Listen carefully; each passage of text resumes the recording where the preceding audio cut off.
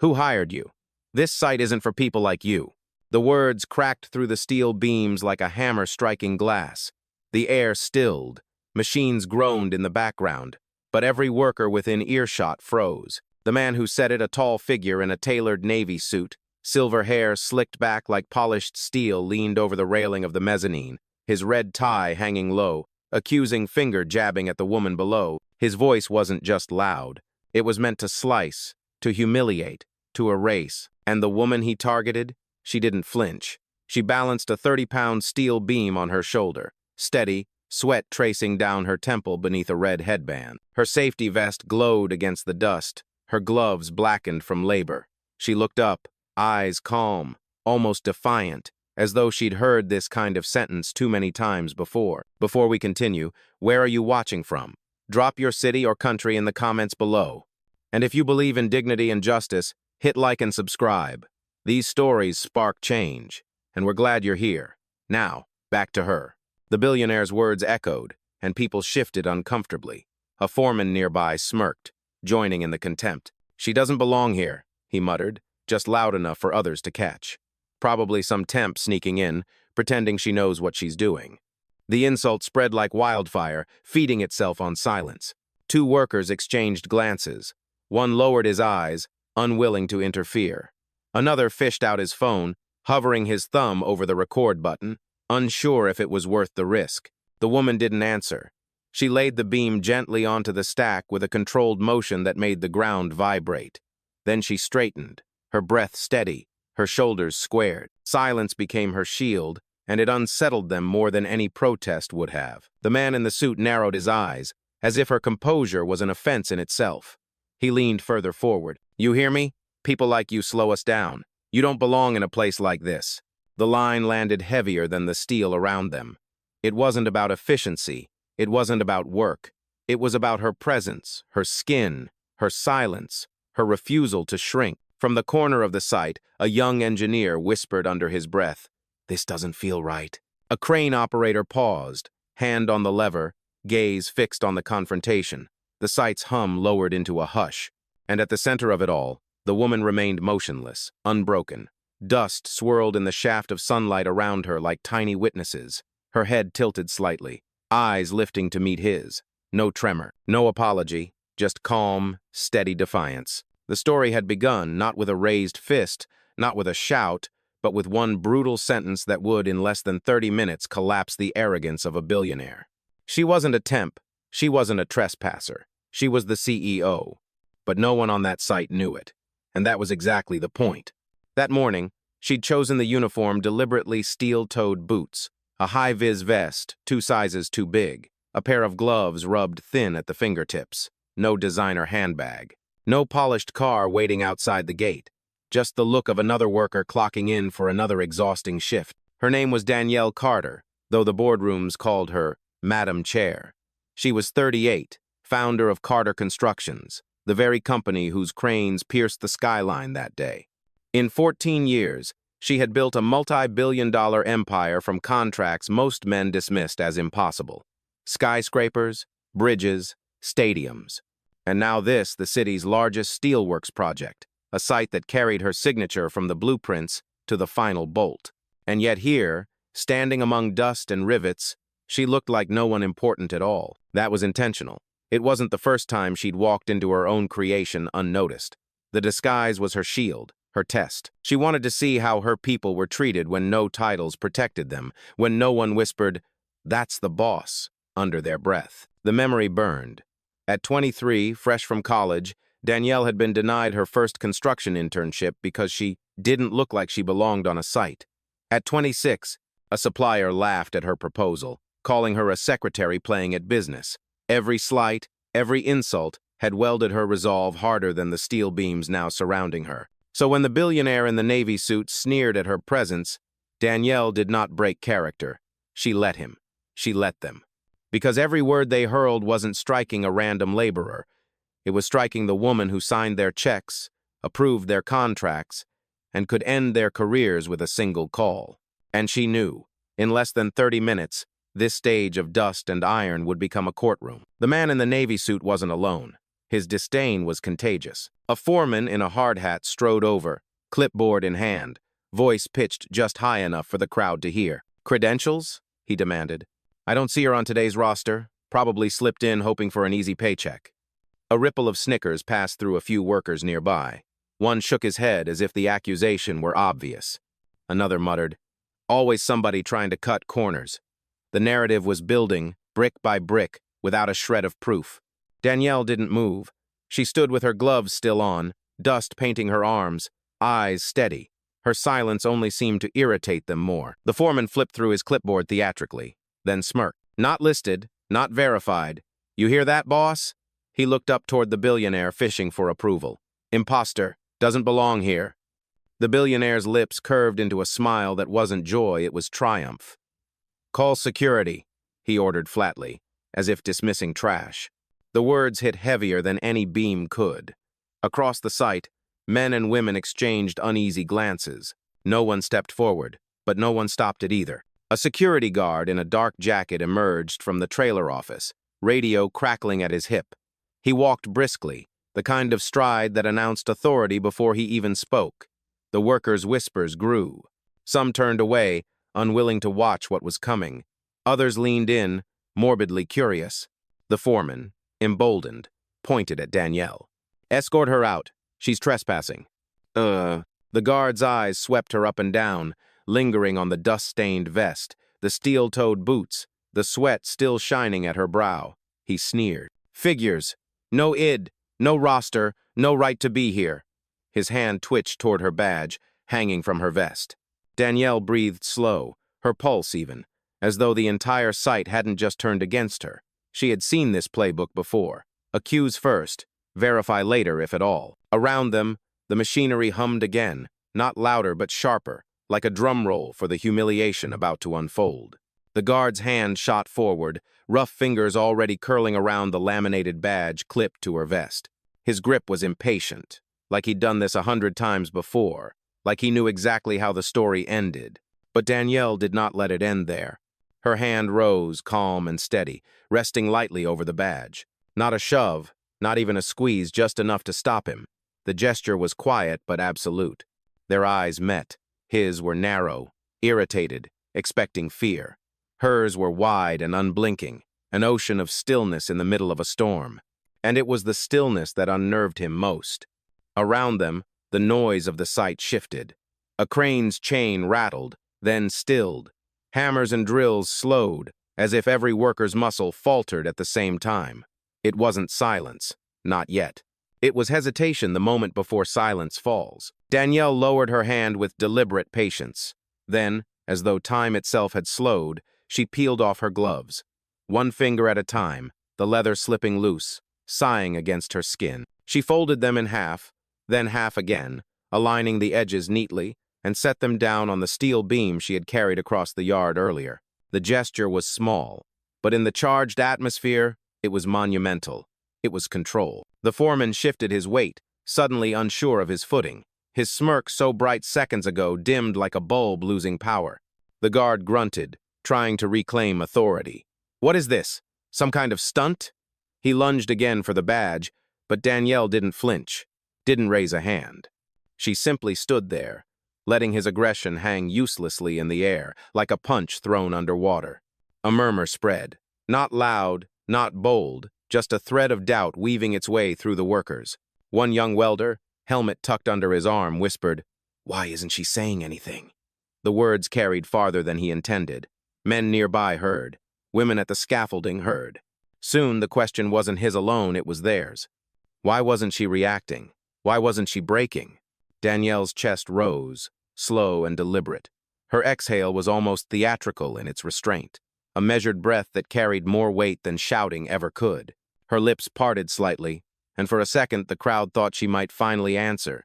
But she didn't, and that silence was the answer. The billionaire, still looming from the mezzanine in his tailored suit and crimson tie, leaned forward, veins pressing against his temple. His voice cracked across the site like a whip. "Remove her. Now." But the words didn't thunder. They rattled. They rang brittle, hollow. For the first time, his authority sounded less like command and more like desperation. Danielle didn't move. She stood rooted to the concrete, as if anchored deeper than the foundations they were building. Dust swirled in shafts of light around her, catching in the air like tiny sparks. She was the still point in a spinning world, and everyone could feel it. The guard hesitated, just a fraction of a second, but it was enough. His eyes flicked to the foreman, to the billionaire above, then back to the woman who refused to yield. His hand hovered in midair, awkward now, as if he himself wasn't certain of the story anymore. The workers saw it too. What had looked like certainty, an intruder about to be escorted out, suddenly looked fragile. What if they were wrong? And in that fragile moment, the balance of power shifted, invisibly but irreversibly. She was no longer just a woman accused of trespassing. She was the silence that made their noise look weak. She was the calm that made their fury look desperate. And though no one yet knew who she really was, every eye on that site had already learned one thing. She wasn't the one on trial anymore. The hesitation didn't last long. The foreman, still clutching his clipboard like it was a badge of honor, stepped forward with renewed arrogance. The moment of doubt unsettled him, and so he doubled down. His voice rose, slicing through the charged silence. "She's not on the roster," he barked. "That means one thing, fraud. You hear me? She's wasting company resources, taking up space where real workers belong." Real workers. The words landed like debris, scattering across the site. A few heads lowered, others hardened their stares. The divide was growing, those who doubted, and those too afraid to question authority. The billionaire from the mezzanine leaned against the rail, his voice colder now, controlled but venomous. "This site is a $2 billion project. We don't let outsiders slip in and slow us down. Get her out. End of discussion." His tone wasn't just a command. It was dismissal, an attempt to erase her existence altogether. Danielle's silence held, but the tension around her coiled tighter. The foreman smirked again, emboldened by the billionaire's support. He jabbed his clipboard at her chest, the corner nearly striking her vest. "You think putting on a vest makes you one of us? You don't belong here. You never did." The guard shifted closer, radio crackling at his hip, thumb hovering near the button. His posture wasn't protective, it was predatory, waiting for the signal to drag her out. From the scaffolding, a young engineer whispered, "This is wrong. She hasn't even spoken." But his words were swallowed by the booming authority above. The billionaire turned to the watching workers, his tone dripping with condescension. "Do your jobs. Don't waste time gawking at a trespasser. We have deadlines. She's not part of this company, and she never will be." He thought the declaration was final, but the murmurs didn't fade. If anything, they grew. A woman near the welding rigs muttered, "She carried that beam by herself. None of us could do it alone." Another added, "If she's not on the roster, maybe the roster's wrong." The doubt was no longer whispers, it was spreading like fire through dry brush. The foreman caught it too. Panic flickered behind his bravado, and so he struck harder. "Security!" he shouted. "Remove her before she causes a scene." The guard moved in, boots pounding against gravel, hands stretching again toward her badge.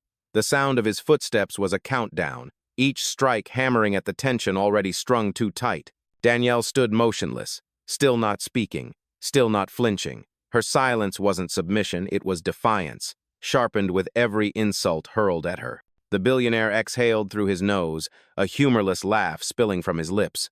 "Pathetic. Whoever thought they could sneak her in should be fired too. This is a professional site, not a shelter." That line cut deep, its cruelty naked for all to see. Several workers flinched. A crane operator cursed under his breath. A welder dropped his tool, the clang ringing across the site like an alarm bell. The billionaire didn't notice, or maybe he didn't care. He straightened, pulling his tie into place. "Some people will never understand discipline. You don't belong here. Not today. Not ever." And with those words, the stage was set. The insults were no longer whispers of prejudice. They were public proclamations, declarations carved into the air for every witness to hear. Danielle's stillness remained. But inside that stillness, something was shifting, something sharp, decisive, inevitable. The storm was no longer gathering. It was ready to break. The guard didn't wait for another command. His boots struck the gravel hard, echoing across the construction yard. Every step sounded like a verdict already delivered. Workers turned, some pretending to focus on their tasks, others openly watching with their phones halfway raised, torn between fear of losing their jobs and fear of letting the moment vanish unrecorded. He reached Danielle in 3 strides. Without a word, he grabbed at her badge again, this time with force. The plastic card snapped against its lanyard as he ripped it away. Dust floated in the air where the badge had been, like even the particles recoiled from the violence. The guard held it up like a trophy. "Fraud," he announced. "Caught red-handed." The billionaire clapped once, slow and theatrical, from the mezzanine. "Finally, remove her from this site before she drags us into lawsuits and delays." His voice oozed satisfaction, as if humiliation was the project's true milestone. The foreman chimed in quickly, eyes darting to his crew as if recruiting them to his side. "You heard the man. Escort her off. If she resists, call the cops. Let the city deal with her." "Call the cops."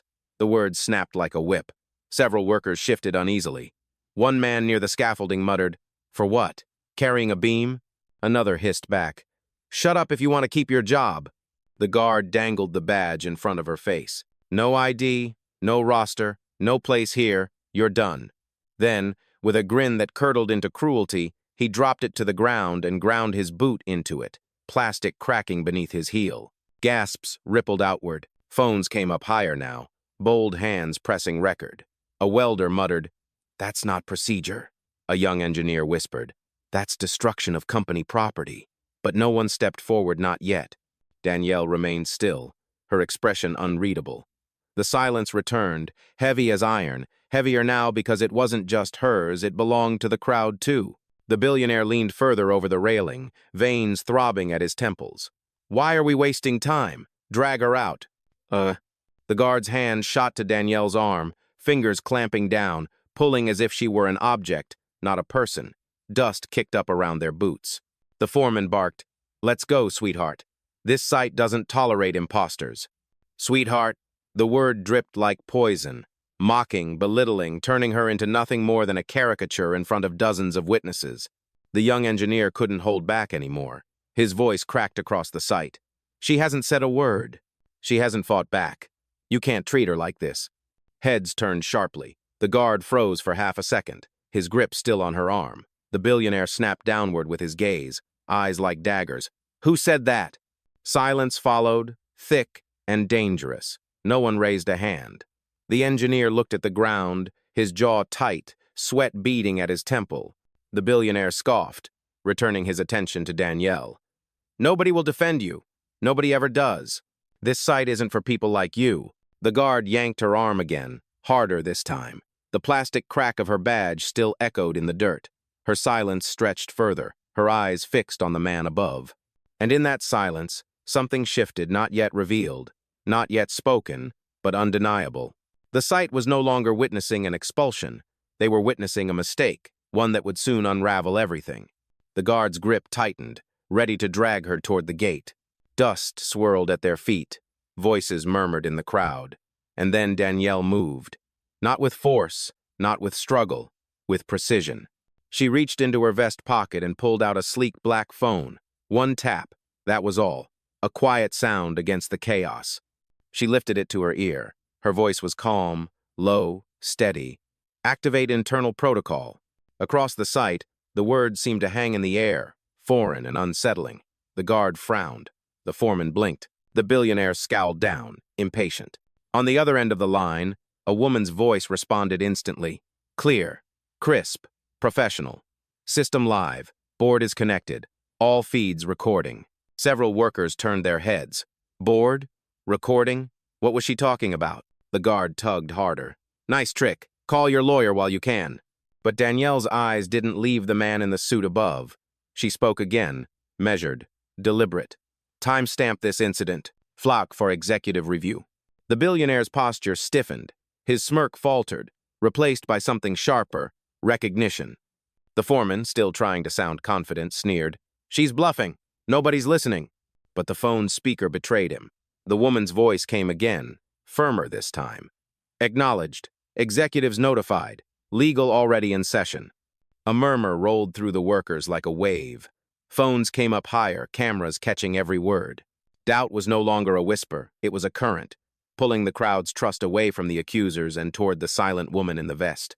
Danielle lowered the phone just slightly, her eyes locked on the billionaire.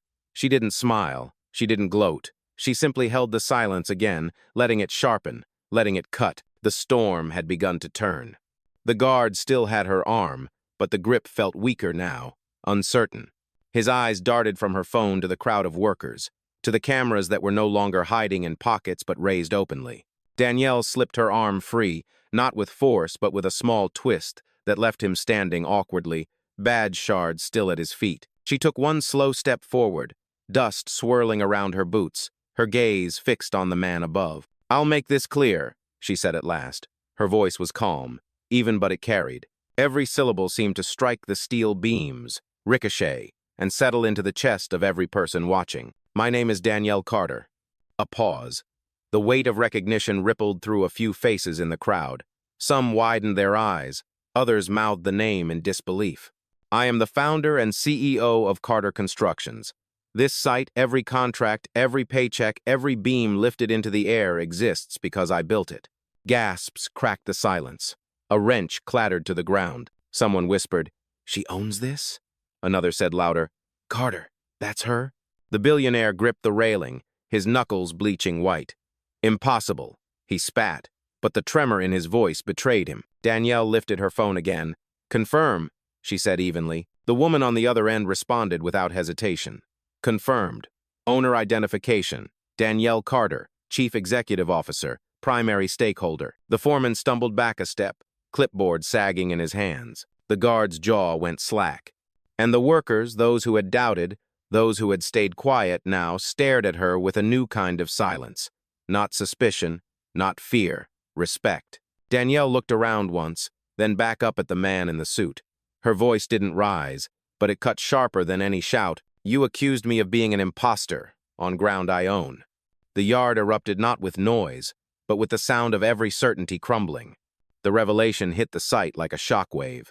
Conversations fractured into gasps, mutters, and hurried explanations no one had asked for. The foreman dropped his clipboard completely this time, papers fluttering across the dirt like scraps of a torn contract.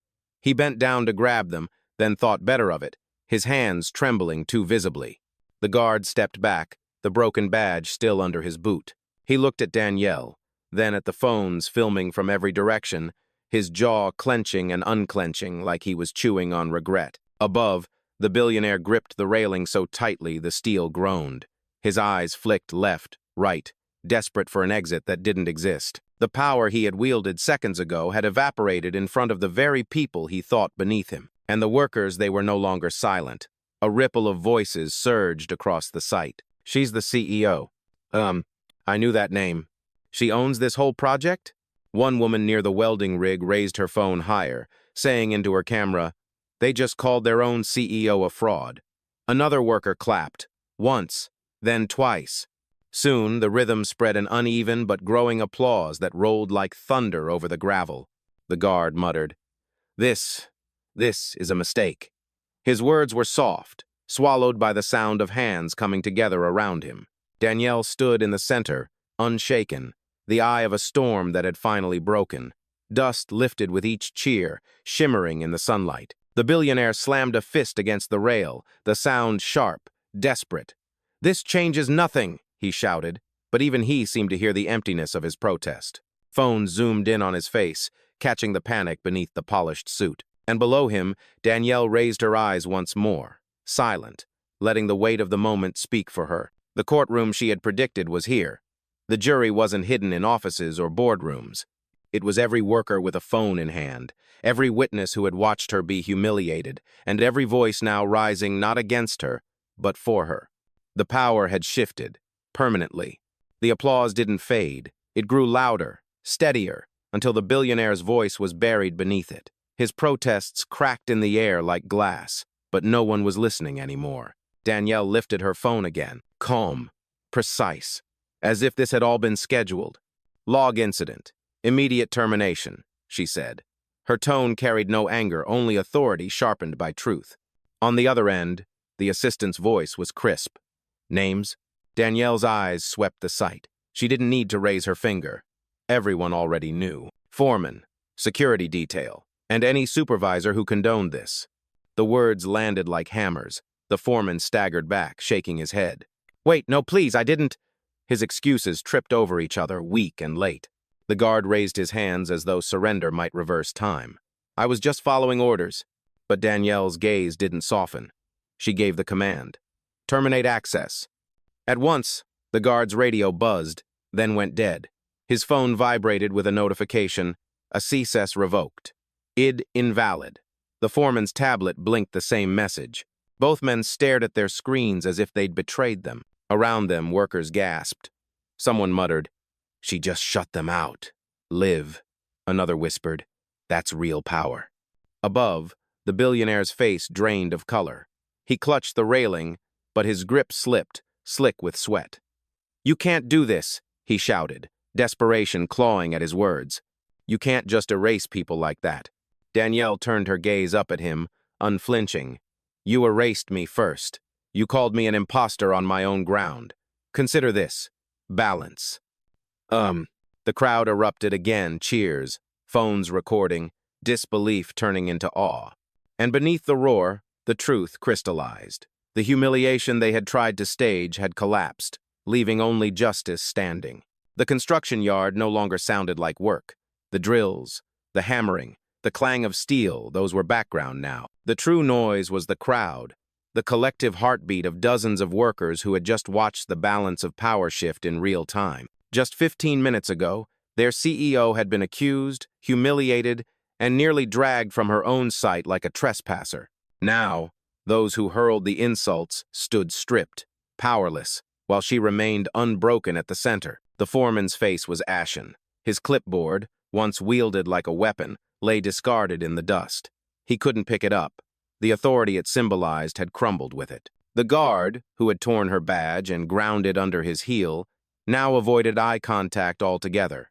His radio was dead, his access revoked. His uniform looked more like a costume than a shield. And above them all, the billionaire clung to the mezzanine railing. His tie was still perfect, his shoes still polished, but none of it mattered. The polish couldn't hide his trembling hands, the panic gathering at the corners of his eyes. For years he had been accustomed to his word being law. But here, on ground he didn't own, his commands had turned to ash. Danielle bent down slowly, deliberately.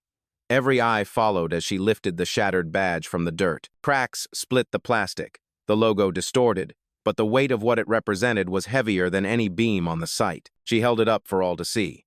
The sunlight caught the fractured edges, scattering thin beams of light across helmets, scaffolds, and steel frames. "This," she said, her voice calm but resonant, "is what arrogance does. It thinks power comes from shouting the loudest. It thinks it can grind dignity under its heel and call it policy." Her gaze swept the yard, locking on the billionaire above, then the foreman, then the guard. "You called me an imposter. On ground I built. On a foundation my hands poured. On steel my company raised." The silence that followed was electric. Phones hovered higher. Eyes widened. Hearts pounded with the weight of the truth. Danielle slipped the broken badge into her pocket with a steady hand. "Silence was never weakness," she continued. "It was patience. And today, it was your last chance." The billionaire's lips parted. No sound emerged. He looked down at the workers, desperate to reclaim them, but their attention was gone. They weren't his audience anymore. They were hers. A murmur swelled into applause. One worker clapped first, hesitant, then another, then 10, then 50. The sound grew until it was a wave crashing against the site's steel walls. Some cheered, some raised their fists, others simply stood taller, their pride reflected in the woman who had just proven that dignity could dismantle prejudice without a single shout. The guard stepped back, muttering, "It was just orders." The foreman whispered, "I didn't mean," but their excuses dissolved in the roar of approval surrounding Danielle. She raised her phone one last time. "Terminate oversight privileges," she ordered. The assistant's voice answered crisply. "Confirmed. Supervisors' access permanently revoked. Audit logged." The billionaire staggered back from the railing as though struck. His authority had evaporated, dissolved not by a court ruling, not by a press conference, but here on the concrete, before every witness who mattered most. Danielle lowered the phone. Her tone softened, but the power didn't fade. "Resume work." And just like that, the applause ebbed into focus. Workers turned back to their tasks, but the air was different now, thicker, charged, alive. Every clang of steel rang with new conviction, every motion powered by the knowledge that justice had been seen. Danielle walked forward slowly, boots pressing firm against the ground she owned. The sun cut through the dust in golden streaks, casting her in a light that no insult could dim. She didn't need to smile. She didn't need to boast. Her presence was the victory. Phones kept recording. Clips would spread online within minutes. But the story was already engraved deeper than pixels or posts. It was carved into the memory of every soul on that site. They hadn't just seen a CEO defend herself. They had seen dignity stand taller than arrogance, silence cut sharper than insult, and truth dismantle power without raising its voice. Danielle disappeared into the scaffolding, swallowed by the chorus of machinery resuming its song. Yet the final words she left behind still hung heavy in the air, heavier than steel, brighter than sunlight. Power doesn't need volume, it only needs truth. And the site, once hostile, now echoed with that truth, forever.